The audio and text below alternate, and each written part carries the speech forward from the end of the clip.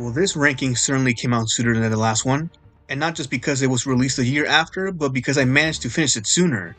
Thanks, free time. Anyways, my love for Marvel and its fun escapism has not changed a bit, as the possibilities for stories and characters remain vast and awe-inspiring. When the previous season came out, the image of Marvel was, how do I put it, rocky. Luckily, a few months can allow for a change of appearances as they came back better by the end of it with brand new projects that gave people something to hope in again. But with everything that has come before, this is unfortunately the final season of What If, which is a shame because the premise would benefit from it running for multiple years as the franchise keeps expanding. Luckily, they went full steam ahead of using characters and storylines of this current multiverse saga. This allows more opportunities to mix and match ideas that could not be done before in live action. Combining that with Marvel's signature humor and pathos offers something that stands out from the crowd. Hopefully it never gets removed from Disney Plus service, right? Let's dive right in to the misadventures that we witnessed alongside the Watcher one last time and ponder the question, what if?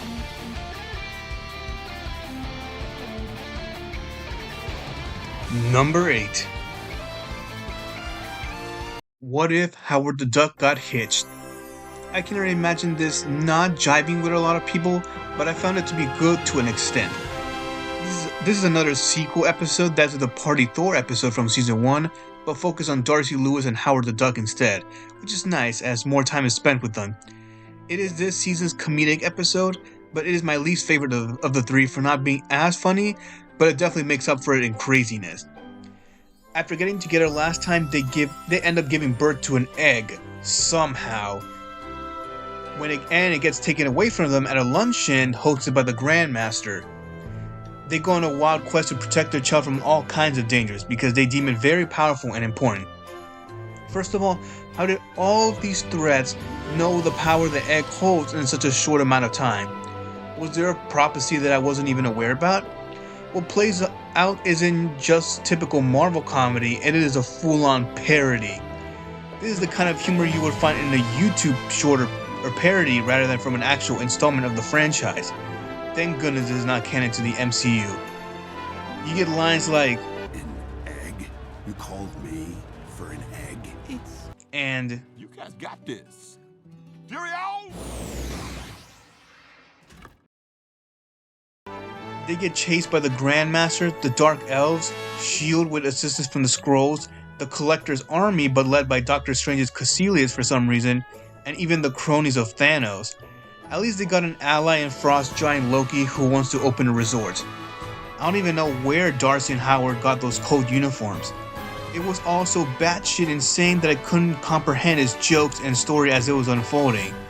Some actual good things that I can say about it is that the duo's relationship was heartfelt and cozy even with all the weirdness. The payoff of "I was made for loving you" by Kiss was quite cool.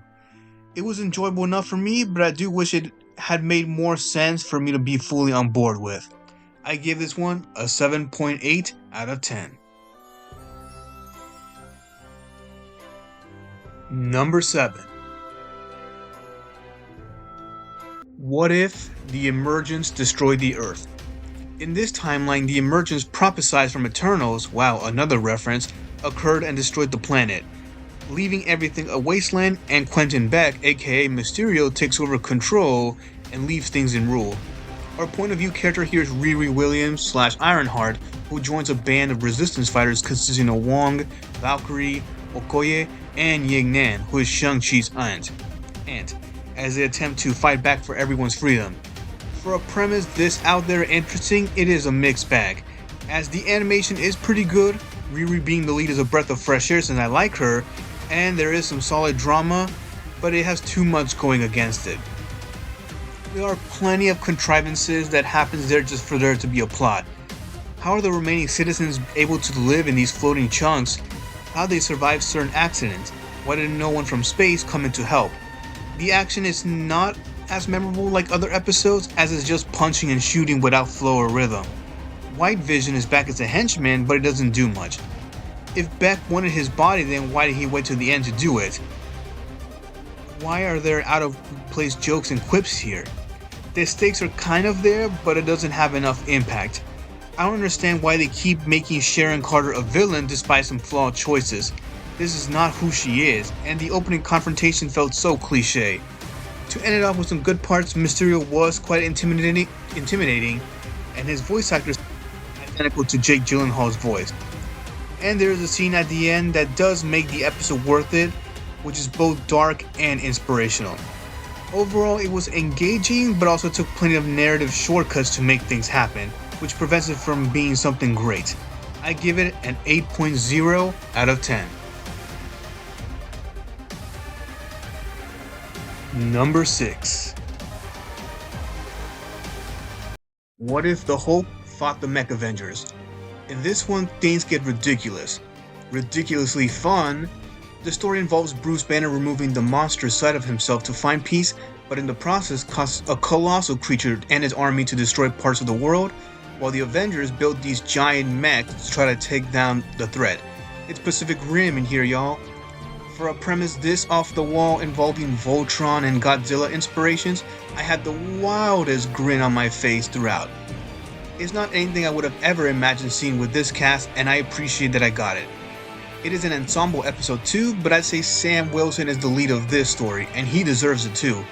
One of my favorite things about this episode is that it showcases once again that he is the perfect pick to take up the Captain America mantle, as he proves it with charisma, leadership skills, and empathy that has him focused on doing the right thing.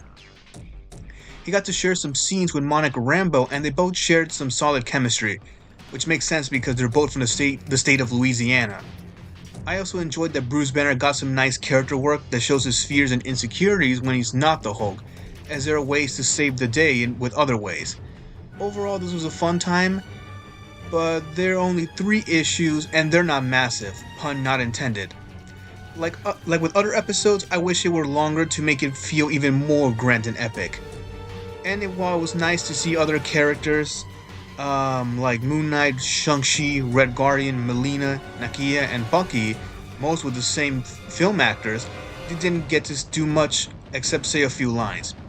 I felt this didn't even need to be an ensemble. Is it me, or did Mark Spector sound a little Italian? I wonder how he even got along with the others to join them. I'm also confused on what the timeline is here. I know it's another universe, so not everything needs to match up, but this clearly takes place after the Avengers, and Sam is Captain America, and there are other heroes around like these, and Thanos isn't there, and Bucky is normal, but then there are others that are missing. I don't know. Time to suit up and get together on this ride. I give this one an 8.2 out of 10. Number 5. What if the Watcher disappeared? After some time now, Captain Carter makes her triumphant return, but with a team this time.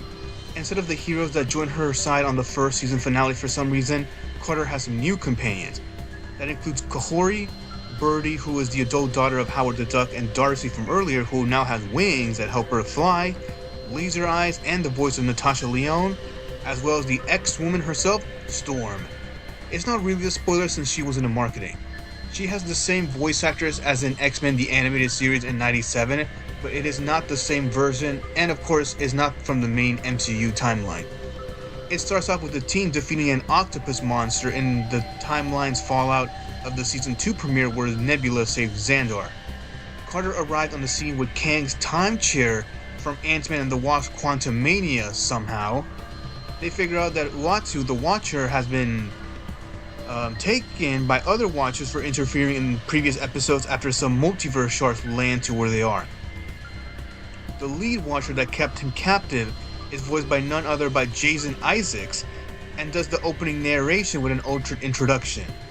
The team try to find solutions to find his location while Peggy decides to ask for assistance from an old foe, Infinity Ultron from the Season 1 finale. After going out on her own, the other 3 go to her and find some surprises. It turns out that this Ultron is from another timeline where he fully won in wiping all life from his universe, but never escaped to others. He spent eons living by himself and has now turned over a new leaf, now realizing that what he has done was wrong and decides to do right by helping the team. They believe that he killed Peggy because of a broken shield, but he explains that she was taken away. Most of this episode consists of a setup for the finale with some good character development for Peggy, even if I wish it had more. Not much to really judge here besides it being enjoyable enough despite not fully standing on its own as its own story, as it is a part 1 of 2. I give this one an 8.3 out of 10. Number 4. What if Agatha went to Hollywood? As usual, some of the most unexpected concepts and groupings can be the most interesting. In this one, Agatha Harkness, played again by Kathryn Hahn, attempts to steal the power of the unborn Celestial as shown in Eternals. She tries to pull it off with a staged film in the 1940s being directed by Howard Stark and Jarvis, and brings in Kingo from Eternals to be of assistance. As said before, seeing these two random characters who have lived for hundreds of years light up the screen is a blessing, as they have so much chemistry, as they couldn't be any more different. The plot may be predictable, but having both ham up their scenes was a total delight. To go off topic a bit, as was presented in her series, Agatha may be an anti-heroine who does selfish things due to her ego and selfishness, but managed to be a hashtag inspirational icon to a lot of people who show that you can be brave and confident to be whoever you want to be as long as you have a good heart. Never expected to see that from a power-hungry witch. My favorite bit was the stunningly animated dance/fight sequence that was choreographed with plenty of energy and a mixture of jazzy and Bollywood music. It's not one of my favorite what if scenes, but it was certainly a standout. The only two things that hold it back is that I don't understand why it was set in the 1940s aside to have Howard and some 40s references. I was also mixed by the ending where it was both heartwarming and anticlimactic. It was still a nice time, but some things could have been fixed. I give this one an 8.5 out of 10. Number 3. What if? We get to the end of this season, not just of this season, but to the entire series, which is slightly bittersweet. It starts off with a flashback showing when Uatu discovered the rest of the multiverse and how he became an official Watcher. Since there are others just like him, I wonder where the others are and if they all look like that or not. It then continues from the last episode where the team go to rescue Peggy and Uatu while Infinity Ultron distracts the main Watchers. The animation here is beautiful with how they combine the colors, effects, and shading to make a visually striking experience. Most of the episode consists of an epic Dragon Ball Z style fight of Uatu fighting alongside powered up versions of Peggy, Storm, Birdie, and Kahori against the other Watchers. The showdown is better than the second season's finale, but it still does not compare to the first season finale. But it is still an intense and incredibly cool fight that goes on for a good while showcasing plenty of creativity and memorable moments. There is one Deus Ex Machina moment that occurs at the end of the scene, but it does not affect the rest a lot. One highlight of the episode is a heartfelt conversation between Uatu and the Head Watcher, which really exemplifies the theme of this entire series and its use of the multiverse. The possibilities of these other worlds, their stories, and how unexpected people can rise to the occasion provide change and affect the trajectory of their universes. It ended things off on a solid note while providing closure for both him and Captain Carter. I give this one an 8.5 out of 10.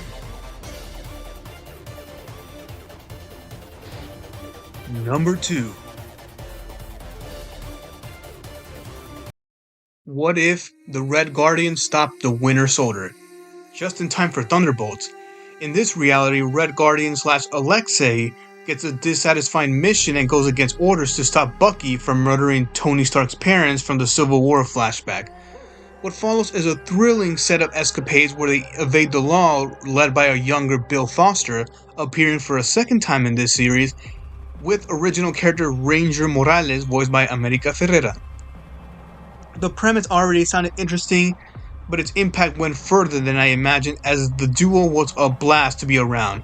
The comedy was gold. Comedy gold! The action was entertaining, and it gave some ingenious character moments between the two that would have not been possible in the movies because of the timeline.